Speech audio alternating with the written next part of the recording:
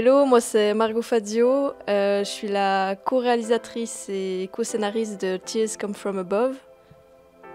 Et moi c'est Manon Stutz, donc co-réalisatrice et co-scénariste du film.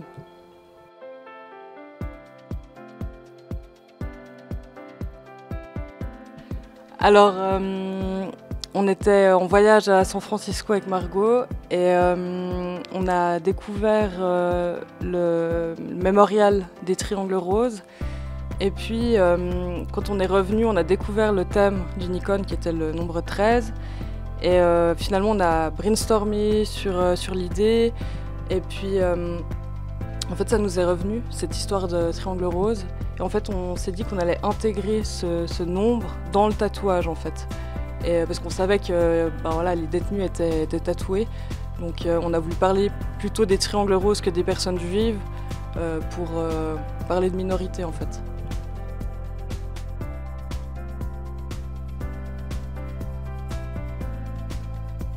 Le lien entre le film et San Francisco, c'est en fait que San Francisco est le berceau du mouvement gay, en fait.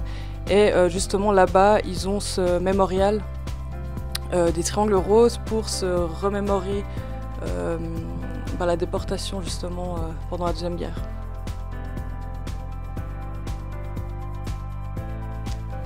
Donc l'histoire du court-métrage, c'est l'histoire de Marcus, un vieil homme qui se rend dans un salon de tatouage. Et puis en fait, il veut se faire recouvrir le tatouage qu'on lui a imposé à Auschwitz, à l'arrivée dans les camps. Et donc on apprend son histoire au fur et à mesure du film. Et puis on revient sur des flashbacks dans les camps, où il a rencontré un autre homme qui s'appelle Paul.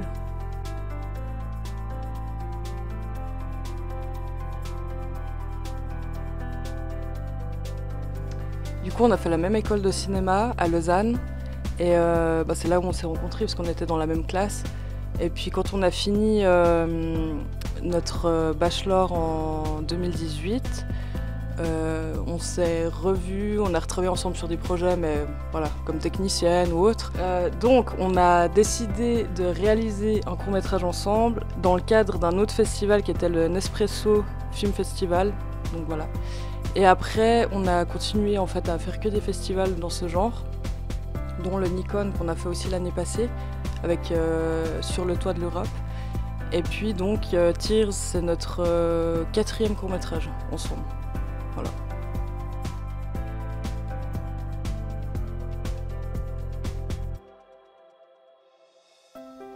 Je pense que c'était compliqué parce qu'on avait beaucoup de plans qui se suivaient pas forcément, surtout pendant les flashbacks. Et donc il fallait vraiment être sûr de ce qu'on voulait, de nos idées de mise en scène. Parce qu'après, en fait, une grande partie s'est fait au montage. Et c'est là que la voix off, les images, la musique, tout est venu ensemble et ça a donné vraiment le film.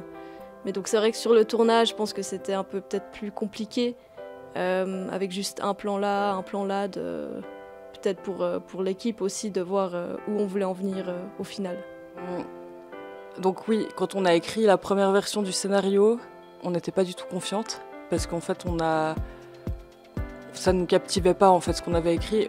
Quand bien même on avait déjà un peu l'idée de base, on n'arrivait pas à trouver la chose qui allait faire que le film allait être intéressant et puis surtout qu'il tenait la route en fait. Et donc on s'est repris à plusieurs fois pour écrire plusieurs versions. Donc ça nous a pris quand même un certain temps avant de trouver vraiment le truc. Et puis après voilà, sur le tournage, il y a toujours des moments de doute, mais dans le fond, ça s'est bien passé quoi. Ouais.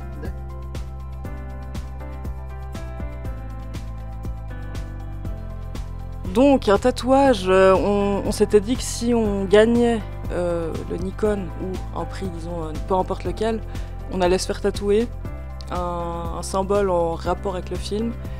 Alors pas toute l'équipe technique, on était quelques personnes à le faire, mais voilà. Donc on s'est fait tatouer une goutte, voilà, une petite goutte qui rappelle la pluie, les larmes, enfin le titre aussi, mais surtout la pluie en fait qui est déclencheur de toute l'histoire finalement. Donc voilà.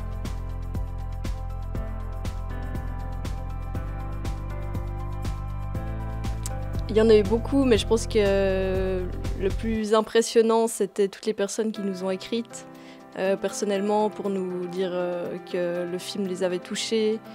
Et puis je dirais aussi cette soirée de remise des prix au Grand Rex. Et toutes les personnes qu'on a rencontrées aussi grâce à ce festival.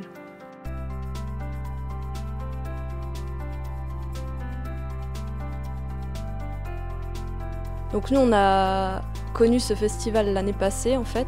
On avait déjà participé, mais on n'a pas été pris, donc sélectionné dans les 50 finalistes l'année passée. Et puis on a connu ce festival en ligne, je pense. Ouais. Je pense qu'on avait vu... Ouais, pardon. Ouais. Oui, pardon.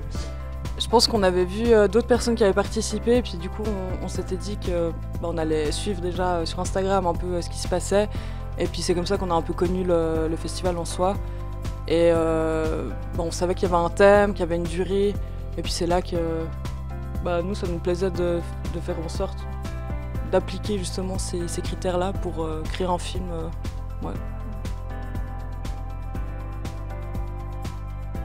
Donc notre prochain projet, c'est de co-réaliser un long métrage qui sera basé sur un roman que j'ai écrit il y a environ 2-3 ans, enfin qui a été publié il y a 2-3 ans, qui se nomme Les Étoiles Bohèmes. Donc le résumé de l'histoire, c'est en fait une jeune femme qui se retrouve dans la rue suite à un coming out non accepté par ses parents qui sont très portés par la religion. Et donc on suit en fait cette jeune fille est dans la rue, et par le passé, comment elle en est arrivée là en fait. Ouais.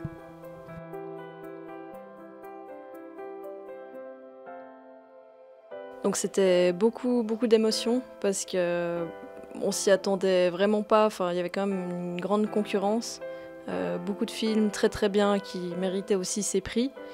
Donc jusqu'à la fin, on savait pas si c'était nous. En plus, on savait que si on gagnait, on avait 2 prix.